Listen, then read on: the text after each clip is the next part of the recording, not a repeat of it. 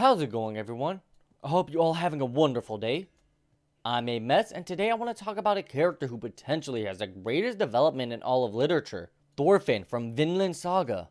I'm currently only a few chapters behind in the manga, and I will be talking about some of the events that have occurred in the story that made Thorfinn who he is. So an obvious spoiler warning for the manga as well as the anime for those who have not seen it yet. Now, Thorfinn is a complicated character. He lived most of his life doing some evil deeds for the sake of revenge. Then afterwards, when he was no longer living for that sake, he took a look back at the life he had lived, and he didn't like what he saw. He saw the monster he had become and couldn't bear to live with himself. He didn't want to live, but he couldn't let himself die, because it would have made all of those bodies that he had piled up meaningless. He tries to live the rest of his life by doing good and avoiding violence, but he can't escape the mistakes of his past. They continue to haunt him and chase him wherever he goes. He has to deal with the memories from his past as well as the people who know of it, and won't let him walk away from being a Viking, all because of the mistake he made. He chose to live his life for the sake of revenge instead of going back home and living the rest of his days in peace with his family. When we are first introduced to Thorfinn, he is a small child living on a farm. He idolized the story of a traveling merchant named Leif. Leif would tell stories about his travels, and the one that Thorfinn loved the most was the story of Vinland. Vinland was a place Leif had visited that was a beautiful, uncultivated land. He befriended the natives and got to know a little bit about them. The land was free of war and violence, which made it so enticing to travelers. Thorfinn had wanted to explore the world instead of remaining trapped on the cold little island. His father, Thors, had hoped he would remain on the island to inherit the farm after him. Unfortunately, Thors' past had returned to haunt him, for you see, he was a Viking, a group of the most skilled Vikings who worked directly under the king of the Danes. Thors had faked his death after his daughter's birth, and became a pacifist farmer who despises violence. You see, after the birth of his first child, he began to see the value of life, and he no longer wanted to take it from others. The Vikings had a lifetime membership code, meaning once you join, you never leave. Despite this, the Danish king respected Thors' strength so much that he was willing to overlook his desertion in exchange for Thors' cooperation in the war against the British. Thors didn't want to return to the battlefield. He didn't want to take any more lives. But he knew if he refused, the Vikings would go on a rampage and destroy the village. Thors was confident enough that he could take on an entire battalion of Vikings on his own, but he would not be able to protect the villagers. Also, the fact that he would be fighting Vikings who believed dying in combat would be a good thing, would charge at him recklessly with no regards for their own lives, which would make it difficult for Thors to protect anyone besides himself, even his own family. So, he reluctantly accepted, and set out to fight in the war. Thorfinn, not wanting to be left behind, snuck onto his dad's boat and went out to sea with him. Unfortunately for Thors, one of his former subordinates had hired a group of mercenaries to kill him, because he didn't like the fact that the king was giving Thors a deserter special treatment. The mercenary Askeladd had set up a trap near the first island Thors would have to settle on before reaching England. Once they had Thors' ship trapped, they attacked him only to be swiftly defeated by Thors. Realizing his men stood no chance against him, Askeladd charged in and fought Thors himself. Askeladd's quick wits and skill gave Thors a challenge, but Askeladd was no match for him. In the end, Askeladd got overwhelmed and was about to lose the fight until one of his subordinates grabbed Thorfinn and threatened to kill him if Thors continued to fight back. And of course, Thors gave up. Askeladd had guaranteed the safety of everyone else, but he needed Thors' head to claim the reward. Askeladd then ordered his archers to fire, and that's how Thors met his end. While leaving to go claim the reward, Askeladd noticed that Thors' son was on one of the boats they stole. Thorfinn had sworn to kill Askeladd to avenge his father's debt. He wanted to kill Askeladd in an honorable fight like his father would have. He didn't want to kill him in a cheap way like slitting his throat while he slept. Askeladd took full advantage of this by promising to duel Thorfinn if he completes little missions for him. He would have Thorfinn sneak onto islands that they were about to raid, and kill any lookouts or guards protecting the shores, and signaling them when it was clear to dock and invade. The more skilled Thorfinn got, the more challenging the request became. After years of fighting as a Viking, Thorfinn had gained a reputation as an incredibly powerful member of Askeladd's crew. He had received the alias Karslefni, I think that's how it's pronounced, Karlslefni? Yeah, it's something like that. Which roughly translates to a man's man or a true man. Him and Askeladd's group had received so much infamy that they were tasked with the mission of escorting the king's youngest son Canute onto the battlefield. The only problem was that Canute was a shy and timid person who only ever spoke to his attendant Ragnar. Now from this point on, we're going into heavy spoiler territory. If you haven't seen the anime, I highly recommend to click off the video, watch the anime, and read the manga before coming back. If you don't want to read the manga, then just finish the anime. Trust me, it's well worth the watch. During the middle of the war, one of the Jomsvikings' strongest general defected and joined England's side. He did this because the English were too weak for him, so he decided to fight the Danes instead since it would be more fun for him. The general was known as Thorkel the Tall. He was a man of great size and strength who had a love for combat. He would constantly seek out the strongest foes to fight, and he was first introduced in a siege battle that Askeladd's group was a part of. Thorfinn had the mission to go take the enemy general's head, so he charged in head first and ended up fighting against Thorkel. Thorkel ended up thrashing Thorfinn, but lost 2 fingers in the process. During the fight, it's revealed that Thorkel knew Thor's, for you see, Thorfinn's mother is Thorkel's niece, and him and Thor's were best friends. Thorkel, excited about fighting the son of the only man who could best him, allowed Thorfinn to escape. Thorkel learned that Prince Canute was being escorted by Thorfinn's group and decided to chase after them in an attempt to kidnap Canute. He had hoped to use the prince as a bargaining tool to fight the Danish king. This eventually led to a second confrontation between him and Thorfinn, where again Thorfinn was completely beaten. He eventually received a little bit of help from Askeladd, who had shined a light into Thorkel's eye and gave Thorfinn a chance to attack. Thorfinn gouged out one of Thorkel's eye before being pulled off of him by his men. Thorkel was not mad at Thorfinn or Askeladd. He was more annoyed by his men for stopping the fight. The fact that Thorfinn knew he couldn't win, but continued to go against Thorkel, shows how his anger had taken control of him. He was incapable of thinking logically. He was solely focused on revenge, that he had no regard for his own life. Before all of this happened though, Askeladd had Canute's personal attendant assassinated in an attempt to get Canute to grow some backbone and become a true leader. It had backfired at first, and Canute became a shell of his former self, until he saw the devastation that had occurred due to the fighting. He then decided to steal the throne from his father and take full control of England and end the long war between the two countries. To achieve that, he needed the aid of Askeladd and Thorkel. Askeladd, seeing Canute's Chad formation, decided that he was ready to become king and confessed that he had Ragnar killed and was willing to accept his punishment. Canute spared Askeladd because he needed his aid in order to take the throne from his father. Thorkel agreed to join because he wanted to fight the king, and he figured joining Canute's side would be the fastest way to do so. At the end of the season, there was a massive feast to celebrate the Danes' successful conquest of England. During the feast, the king had announced that they were now going to invade the country of Wales, which is Askeladd's home country. The whole reason Askeladd was fighting in the first place was to protect Wales from the invasion of the Danish. He was going to have Canute become king and have him sign a peace treaty with Wales, and Canute was more than willing to. Now, Askeladd had to find a way to convince the king to not invade Wales without letting him know that he has a connection to it. Unfortunately, one of the king's subordinates noticed Askeladd react to the announcement of the invasion and informed the king of it. The king saw this as an opportunity to get rid of his youngest son. The king didn't want Canute to inherit his throne because he was weak and spineless, unlike his eldest son, who had made a name for himself.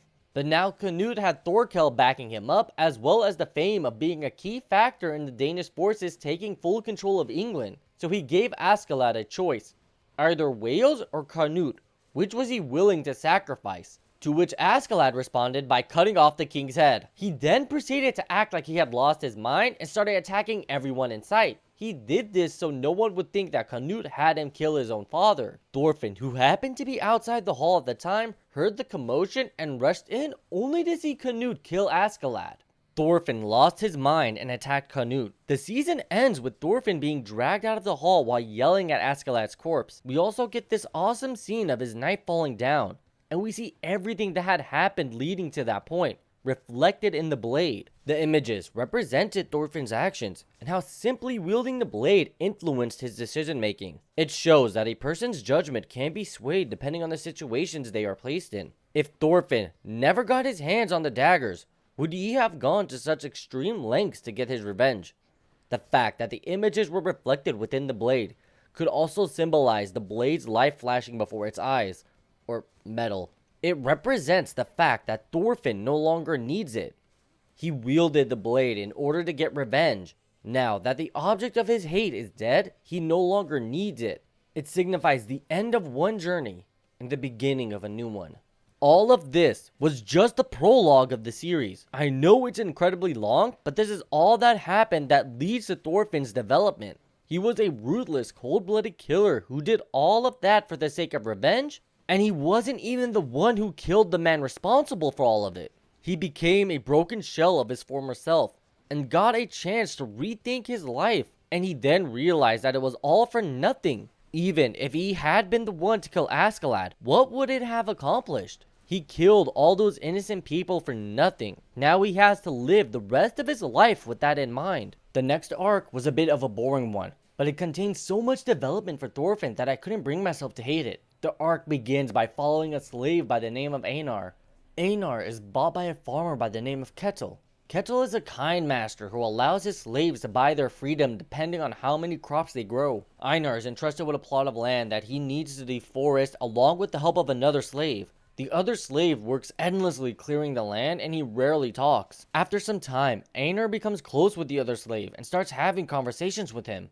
He eventually learns that the other slave is Thorfinn. Thorfinn talks about his time with Askeladd's group. He mentions how he used to be a vicious and heartless man just so he can kill the person who killed his father. He talks about the lessons he's learned after being sold into slavery, like how no one has the right to take another life for any reason, and how every life is special, even the life of worthless scum. Thorfinn is also haunted by the memories of his time as a Viking. He suffers from nightmares where he sees the people he's killed, and it causes him to feel a great pain whenever he thinks about how many lives he's ended, and he suffers every night because of it. Later on in the arc, Ketil meets with the current king of the Danes in England, Canute. He wants to convince the king to buy his crops, and Canute sees this as a golden opportunity to commandeer his land in the name of the king to fund his war. Canute set it up so it would look like Ketil's son attacked one of his soldiers, as the excuse to seize Ketil's farm. As Canute was preparing to invade the farm, Thorfinn manages to convince some of the soldiers to allow him to meet with Canute. He told the guards that he was Canute's former bodyguard, and they didn't believe him.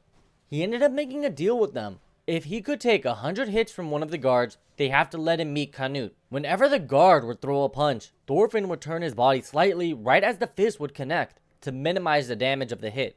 The guard managed to get a couple of solid hits in, but in the end, Thorfinn managed to withstand all 100 hits. The guards respected his resolve, and they went to go inform Canute that one of the slaves was claiming to be his former bodyguard, and he wanted to have a meeting with him. And then Canute grew curious, wondering if the slave was really who he said he was. And then he confronted Thorfinn for the first time since Thorfinn had attacked him.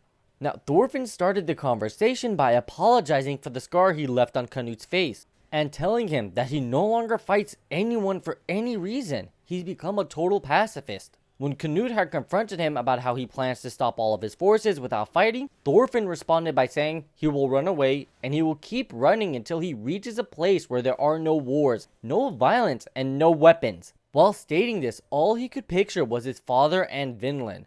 He understood fully what his father had wanted. Now Thorfinn wanted the same thing. He wanted to create a world where there is no more violence and no more murder, where people could live their lives peacefully without any fears. This was the start of his ambition to go to Vinland and start a new life. When Canute heard this, all he could do was laugh. In a good way. He was surprised that the once cold-hearted and ruthless Thorfinn was saying this to him. He respected his choice and decided to pull back his army and see if Thorfinn can actually create the world that he's envisioning. Through all of this, Thorfinn developed a close connection with Einar, to the point where they considered each other brothers. At the end of the arc, they had both earned their freedom. Einar had nowhere to return to, so he stuck around with Thorfinn. Like I said earlier, this arc was pretty boring for the most part, but it contained some major character development. Thorfinn went from being a cold-blooded murderer to a kind and caring person. He no longer uses weapons, but if he's forced into a fight, he's skilled enough with his fist that he can defend himself against anyone who isn't on Thorkel's level. It very rarely gets to that point, because now Thorfinn tries to resolve conflict by talking to the person instead of just throwing hands with anyone who gets on his nerves. This development is very important because in the biggest arc of the series, his resolve gets put to the test. So one more quick spoiler warning.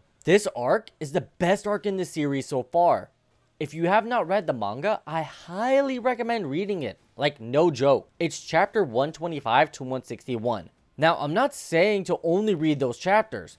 There are a lot of characters we meet between this and the previously mentioned arc, and it's well worth the read. Now, with that out of the way, let's discuss the Baltic Sea War arc. In this arc, there is about to be a civil war breaking out within the Jomsvikings. There is a feud going on between two commanders over who's going to be their next chief. On one hand is a commander named Floki. He is the highest ranking member of the Jomsvikings, and he is pushing for his grandson to be the next leader of the Jomsvikings. Other high ranking commanders are not a fan of Floki, and believe they are more inclined to be the next leader. Here's the thing, normally it's the next living relative of the leader who inherits his title. Currently, the chief only has 2 living relatives who can inherit the title, and that is his brother Thorkel and his grandson Thorfinn. Thorkel doesn't want to be the next chief because he would rather fight in battles than sit in a chair all day. So the commanders who are going against Floki decided to convince Thorfinn to join their side in order to prevent Floki's grandson from being named the next chief. Now, a quick background on Floki. He was the one who hired Askeladd to kill Thors. Him and Thorfinn met briefly when Floki visited Thors to invite him back to the Jomsviking after he deserted. And when Thorfinn learned that Floki had hired Askeladd, he nearly lost himself to his rage. Even though he didn't act upon it, he still couldn't handle the fact that the only thing going through his mind at the time was that he was going to kill Floki. And that scared him more than any battlefield has ever had. His mental anguish caused him to seek a way to become stronger. Not in a physical sense, but in an emotional way. He needed to take control of his anger, because if it were to return, there was no telling how many more bodies he'd pile up and how many more faces will haunt his nightmares afterwards. And of course, Floki does the same thing when he hears about the other commanders trying to recruit Thorfinn. He sent in an assassin after the commanders and Thorfinn. The assassin's name is Garm. He is a psychopathic warrior who enjoys war and battle just as much as Thorkel does. He confronts Thorfinn only to realize that Thorfinn is incredibly skilled and decides to kidnap Thorfinn's friends in an attempt to convince him to have a fight to the death. Thorfinn meets up with Garm and tries to convince him to end things peacefully. Garm refuses, stating that there is no point in living a peaceful life because it's too boring. And they proceed to fight. Thorfinn doesn't want to kill Garm, so despite Garm trying to convince him to use a weapon, Thorfinn refuses. He's pushed to his absolute limit, but refuses to kill Garm. So Thorfinn had to figure out a way to save his friends without killing anyone. He does manage to win the fight in the end, by getting Garm to lose his temper and attack him recklessly. Just like how Askeladd would cause him to lose his temper when they would fight back in the day. After knocking him out, Thorfinn threw away his spears and saved his friends. Now that Thorfinn is older, he's also much wiser. He still suffers from nightmares, but his kind and caring nature has gotten him some very important friends. They support him whenever he feels down, and they motivate him to continue to move forward. He also displayed a willingness to put his life on the line for them, which is different from how he used to put his life on the line for the sake of revenge. He no longer sees people as a means to an end, but as living, breathing people who also have a right to live. Thorfinn may never escape his past. It will continue to haunt him wherever he goes, and he fully accepts it, but he won't let it drag him down. He will continue to push forward until he achieves his goal of creating a place where there are no more wars. Now, I didn't cover a lot of the key character developing moments or big story defining moments, just most of the prologue and moments that really displayed Thorfinn's transformation into a mature and caring person. There is still a lot of very important events that happen in the manga that I couldn't bring myself to talk about because of how awesome the scenes are. So for the people who haven't read the manga, don't worry, I haven't spoiled the entire series for you. Thorfinn is the type of character we rarely see in fiction. He's someone who did some evil deeds for personal gain, and didn't even get a chance to achieve his goal. His revenge was stolen from him. And that allowed him to look back on all of his deeds and realize that they were all for nothing. Now he's trying to atone for his mistakes, knowing full well that nothing he can do will ever atone for his sins. And the ghosts haunting his dreams continue to remind him of that every single night. That's going to be it for this one. I hope you guys enjoyed. I look forward to seeing you all in the next one, and remember to keep having fun. See ya!